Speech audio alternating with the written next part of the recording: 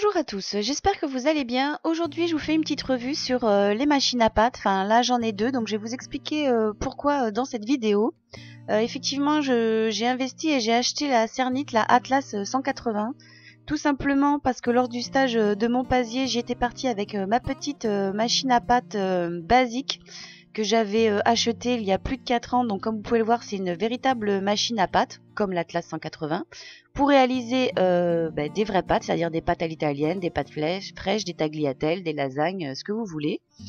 Et en fait, on s'en sert aussi donc en polymère pour pouvoir faire de nombreuses choses que je vais vous montrer lors de cette vidéo. Parce que j'ai plusieurs personnes qui m'ont demandé qu'est-ce que c'est qu'une map et à quoi ça sert une machine à pâte. Donc là, je vous montre la différence de largeur qu'il y a dans les rouleaux entre ma machine à pâte, je vous dis qu'il me sert largement et dont je me sers aussi quotidiennement, que j'avais acheté à l'époque, donc je vous dis 15 € à Casa. Vous pouvez en trouver dans des magasins style Jiffy ou des choses comme ça, ou à Carrefour, Intermarché, Auchan, à des prix relativement entre 15 et 20 €. Vous avez aussi les machines à pâte de chez Fimo. Donc voilà comment ça se présente. C'est tout simplement une machine avec une manivelle qui permet de faire tourner les rouleaux. Et vous avez un support accroche qui vous permet d'accrocher votre machine à pâte à votre table, ce qui est plus pratique d'utilisation. Car comme vous pouvez le voir, sur ma machine à pâte de base, je n'ai plus ce support parce que je ne sais pas pourquoi. Je suis partie en stage à Montpazier. Pour moi, je l'avais mis dans ma caisse à outils, mais déjà au stage, je ne l'avais pas. Et en revenant à la maison, je ne l'ai pas retrouvé non plus. Donc comme vous pouvez le voir, pour travailler, c'est quand même plus simple qu'elle soit fixée à votre table, tout simplement. La machine à pâte ne bouge pas et cela vous permet de travailler votre pâte. Donc première utilisation tout simplement de la machine à pâte. Déjà, j'ai oublié de vous dire, il y a plusieurs crans. Ça va jusqu'au cran 9, c'est-à-dire que entre le cran 1 et le cran 9, vous allez venir tout simplement de plus en plus affiner votre pâte. La machine à pâte, à quoi ça sert? Donc je vous dis en première utilisation, déjà quand on a un pain de pâte, une couleur et qu'on souhaite l'utiliser, il est important de travailler votre pâte, c'est-à-dire de la prendre, de la malaxer un petit peu, de la travailler au rouleau et ensuite de la faire passer dans la machine à pâte tout simplement pour uniformiser la pâte. Car la pâte sort d'usine, ensuite elle est conditionnée dans des plastiques et elle reste comme ceci pendant des mois. Donc si vous avez envie vraiment d'avoir une belle couleur, surtout pour tout ce qui est pâte à mica et tout ça, il est important de travailler plusieurs fois votre pâte à la machine à pâte. Là vous pouvez voir sur mon ancienne machine, elle bouge, donc c'est moins pratique, mais bon, j'arrive quand même à m'en servir sans souci. Je l'aime beaucoup, j'y suis habituée, ça fait 4 ans que je l'ai aussi. Alors là, ce que je vais vous montrer, tout simplement, c'est la différence de taille entre les deux machines à pâte. Parce que quand j'étais au stage de Montpazier et qu'on a réalisé les plastrons, ma pasta machine n'était pas assez large pour pouvoir réaliser certaines créations comme des plastrons. Vous voyez la différence de taille qu'on peut avoir au niveau de la longueur, de largeur de pâte, pardon. Donc c'est pour ça que j'ai investi dans l'Atlas 180 pour pouvoir être plus tranquille pour faire certaines réalisations. Et aussi c'est vrai que ma machine à pâte, je la trouvais un petit peu vêtue, surtout qu'elle avait plus donc le support d'attache à la table. Donc tout simplement, voilà pourquoi j'ai investi dans la Cernit, la Marcato, donc l'Atlas 180, la Wellness. Déjà, je voulais vous parler de ça. Là, ici, vous pouvez voir que j'utilise la pâte Shiny. Comme vous pouvez le voir, j'arrive très facilement à l'utiliser parce que tout simplement, je l'ai faite dégorger. Donc, si vous ne savez pas ce que c'est, on en a parlé dans plusieurs vidéos. Je vous invite à aller voir la vidéo que j'ai faite sur les nouvelles gammes de pâtes Shiny de chez Cernit. Donc, comme je vous explique, les pâtes, c'est bien de les travailler avant de les travailler à la machine à pâte, avant de les travailler tout simplement, surtout avec les pâtes à mica.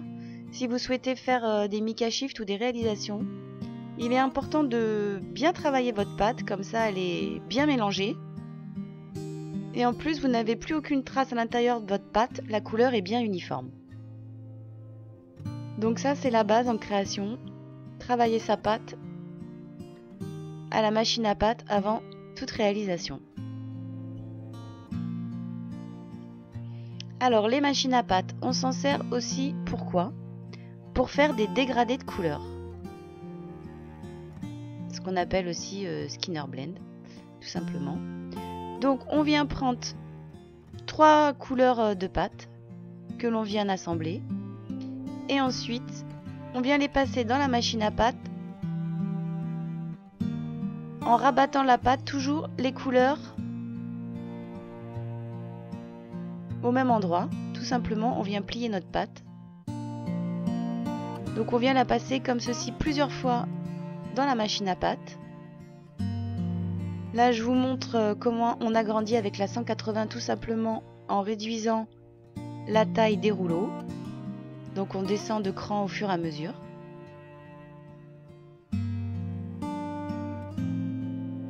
Donc là, je suis descendue jusqu'au cran 7, je crois. Donc je vous montre que sur ma petite machine à pâte basique, je m'en sors aussi très très bien. Je l'ai utilisé pendant des années et je continuerai à l'utiliser. Donc on rabat bien les couleurs sur les couleurs.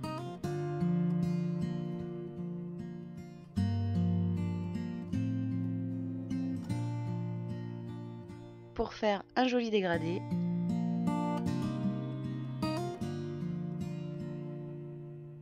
Donc vous pouvez faire un dégradé avec 2 couleurs, avec 3 couleurs, avec 4 couleurs, autant de couleurs que vous voulez.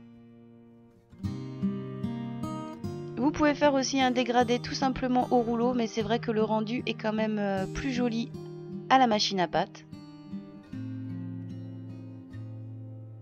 Et plus rapide.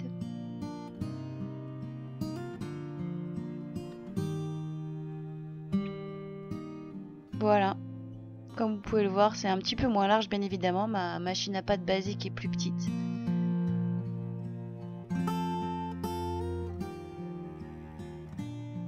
Alors, une autre utilisation aussi de l'Atlas 180 qui est assez pratique, et aussi c'est pour ça que j'ai voulu tout simplement investir dans cette machine à pâte. Là, je vous montre sur de la pâte jaune primaire, mais c'était pour qu'on voit un peu plus, enfin je pensais qu'on verrait plus la différence. C'est tout simplement, vous avez des crans différents selon la machine à pâte que vous utilisez, selon la marque que vous avez.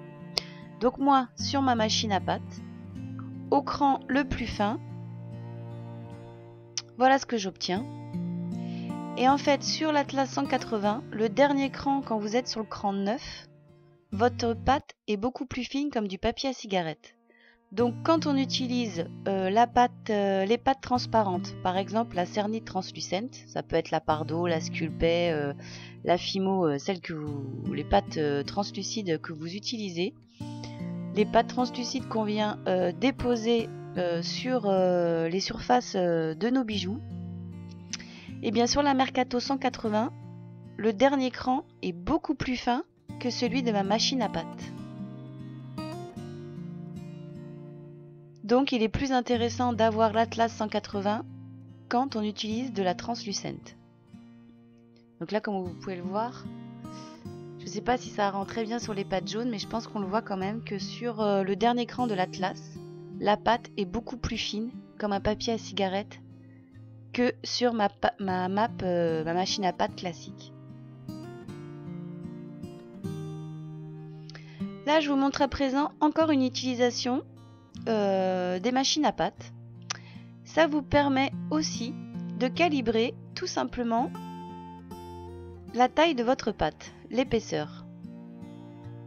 Donc selon les réalisations, les bijoux que vous voulez faire, si vous voulez avoir un bijou uniforme, vous pouvez le faire à l'épaisseur que vous souhaitez. Ici, je vous montre tout simplement une petite technique pour pouvoir calibrer ces perles. Je vous avais fait une vidéo il n'y a pas longtemps sur la chaîne où je vous ai montré comment calibrer vos perles version 1. Donc là, je vous montre la version 2. Tout simplement, vous allez prendre un morceau de pâte que vous allez passer dans votre map à l'épaisseur que vous souhaitez. Et ensuite, à l'aide d'un emporte-pièce, vous allez emporte-piécer votre pâte pour pouvoir réaliser vos perles. comme vous utilisez le même emporte-pièce et la même épaisseur de pâte, obligatoirement, vos perles seront de même taille. Donc il existe encore plusieurs utilisations de la machine à pâte. On peut aussi utiliser la machine à pâte avec des plaques de texture où on place la plaque de texture sur la la pâte que l'on fait passer comme ceci à l'intérieur de la map.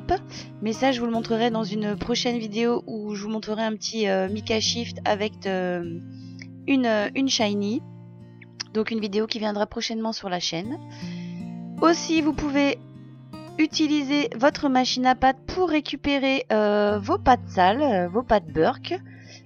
Comme vous pouvez le voir, il suffit de passer plusieurs fois vos pâtes Burke à la map et vous pouvez comme ceci réutiliser votre pâte plutôt que de la jeter. Voilà pour cette vidéo revue sur mes machines à pâte et le pourquoi de mon investissement dans la Atlas 180 Marcato de chez Cernit. J'espère que cette vidéo revue et explicative sur les machines à pâte vous aura plu et je vous dis donc à bientôt sur la chaîne pour plein de nouvelles vidéos. À bientôt, ciao!